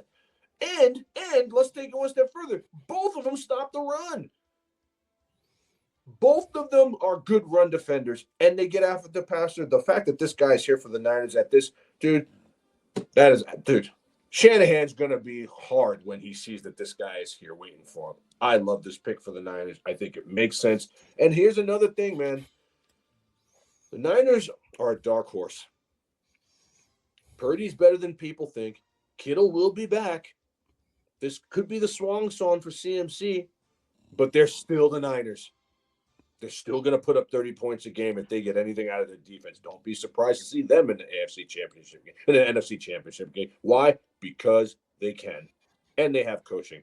Let's not forget. Don't have short memories. This is a team that went into Philly, one of the toughest places to play in the country in any sport, and undress that team.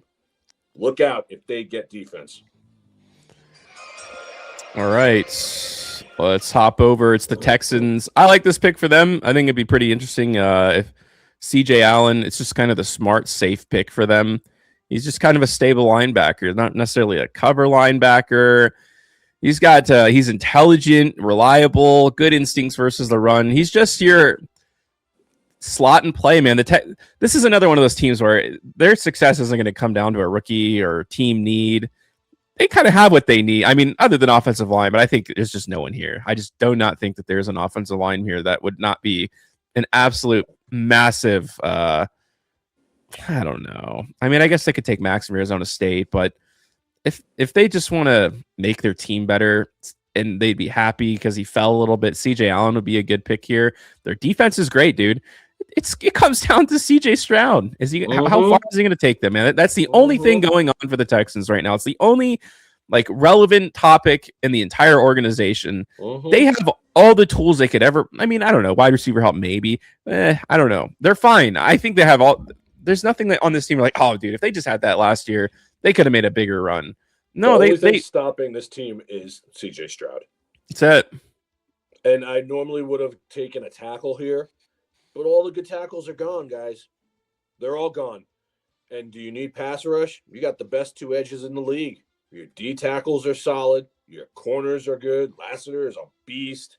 I mean, you have great players all over your defense. Why not add a linebacker? Why not add more? Guys, you can never have too much defense in this league. Defense wins championships. Period. End of statement. and I could see them maybe taking a wide receiver here, but they really don't need to. That head coach wants to punch people in the mouth, man. That's what they want to do. That's what Houston likes to do. They want to dominate you from the sidelines to the field and back to the sidelines. And I cannot think of a better way to do so with adding more defense. This is why I put him where I did. I like CJ Allen. Competition is good. UGA is always solid. The players you played around got elevated. The guy hits hard. He looks like a Houston Texan. Period. End of statement.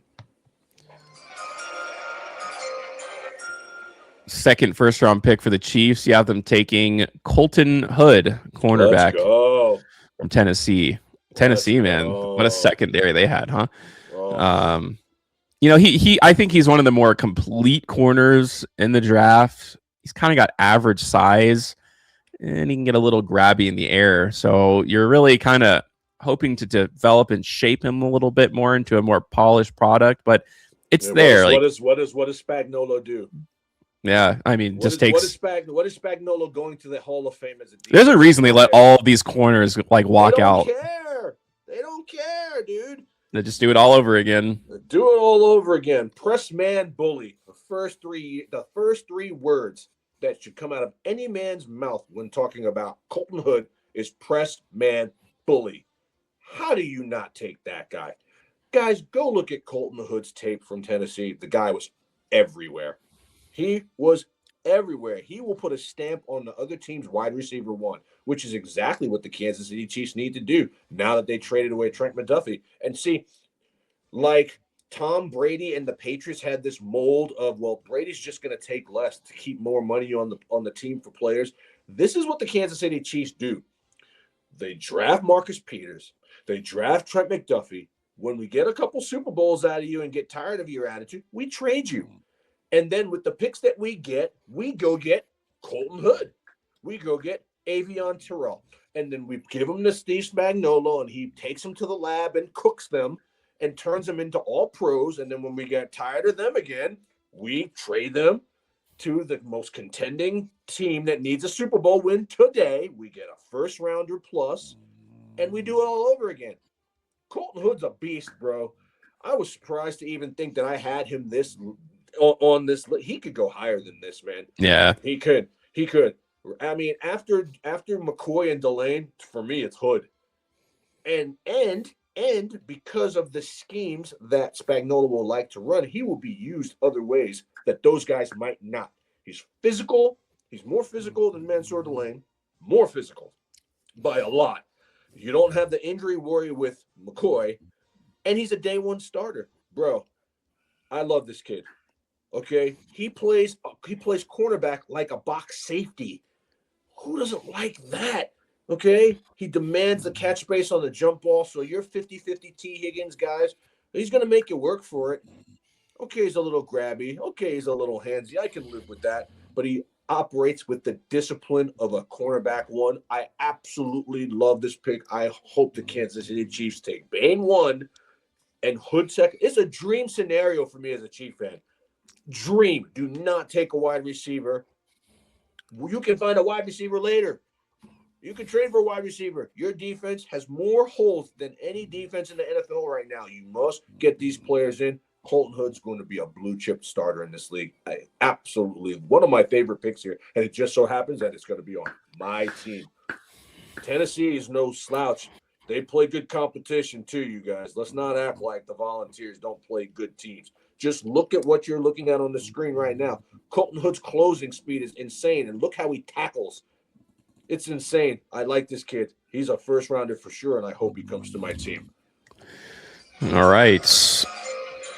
Second first-round pick for the Dolphins. Obviously, they traded away Jalen Waddle, and the need for wide receiver is right back up there. And so it kind of sucks as a franchise to have to do this, where you trade away a wide receiver for a first-round pick, and then you use the first-round pick for a wide receiver.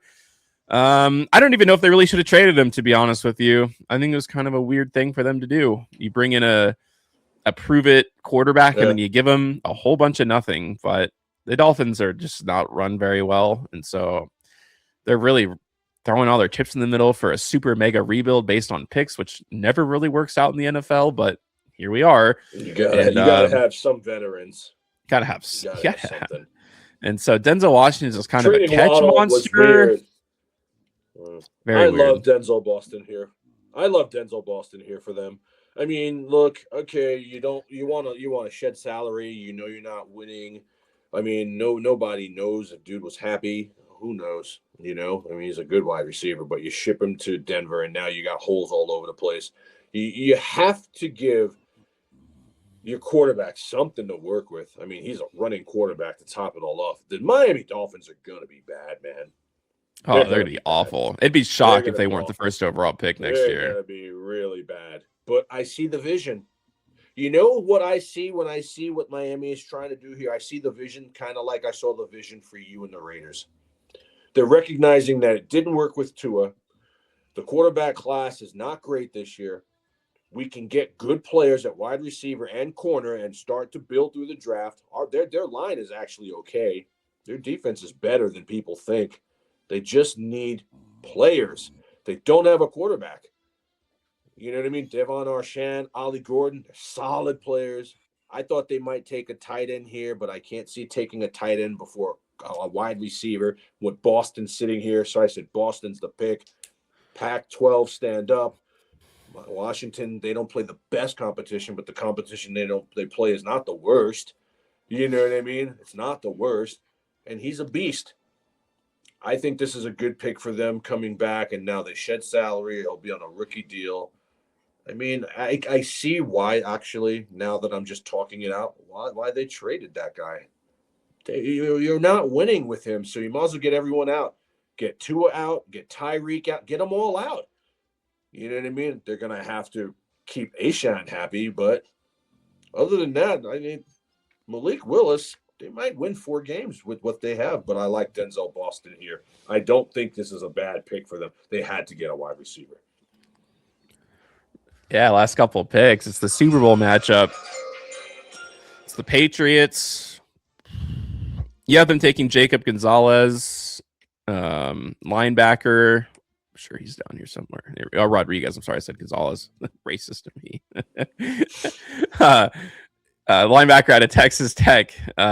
He's a coach's dream. He's very instinctive. Mm-hmm. You know, they talk about his awareness, his playmaking, his lateral range. It's just a Patriots pick, just a Vrabel pick. Although he's a Vrabel. When you look at this guy, he looks like a Patriot. This is the only reason why I picked this guy. I picked him for 2 reasons. He looks like a Patriot, and he's a defensive player, which the Patriots, after getting their, SHIT pushed in the Super Bowl, they're like, we can never let this happen again. I mean, they need a lot of help too. I can't even believe the Patriots went to the Super Bowl. I'm not going to say it's a fluke. That's unfair, but they had just a perfect everything broke right for them. Yeah, everything broke right for them. I can't believe they did. I mean, now they need a wide receiver. You know what I mean? But there's more wide receivers than linebackers still in the draft. I like this guy's measurables. He's a little older at 23. But 6 foot 236, man. This is what you need. We need that middle of the field. We need that second level help in New England. You saw them get absolutely run over by KW. K9 went ham. I mean, they're like, okay, we have to do something here now with all the Rossini Vrabel stuff happening too, man. They're going to have to do something to make people forget about that and kind of see the vision. And I think this is a good pick. I mean, it wouldn't surprise me if they went and tried to trade up for a baller, because there's a black cloud right now over in New England. I mean, you got the owner getting, happy endings. You got, Vrabel and Rossini, Stephon Diggs and Cardi B. I mean, they're turning into like a dating show over there. It's dude, not New what England, they're used to. Okay, this is the new age, man. The do your job Belichick Patriots is a thing of the past, and so I could see them. This is the celebrity gossip team right now, man. I could see them trying to do something to quiet the noise, but I could also see them just being like the Kansas City Chiefs and be like, "We don't care, we want to win." I don't care that he beat up his mother. I don't care. I don't care. I don't care. I don't care that he threw a guy in a wheelchair down a flight of steps. I don't care. We want to win. And so if that's the case, this is the pick for them. He has the look of a Patriot. He's a great player. Texas Tech had good year. He played with good competition. He played with David Bailey. I mean, the guy's no scrub. You know what I mean? So what I would do is I would take this guy.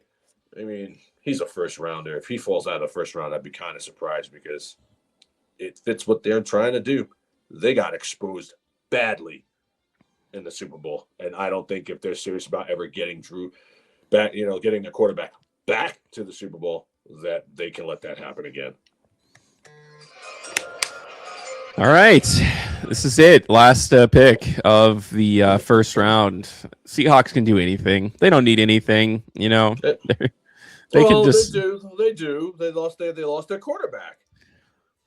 You know what I mean? I feel like they'd want to go running back here. I just don't see who's there for the taking. They're going to have to go later in the draft to go try to do that. They honestly do need running back help now. I think they're in trouble.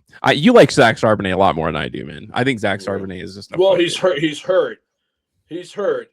And so I can see, but like what? You just lost your starting cornerback.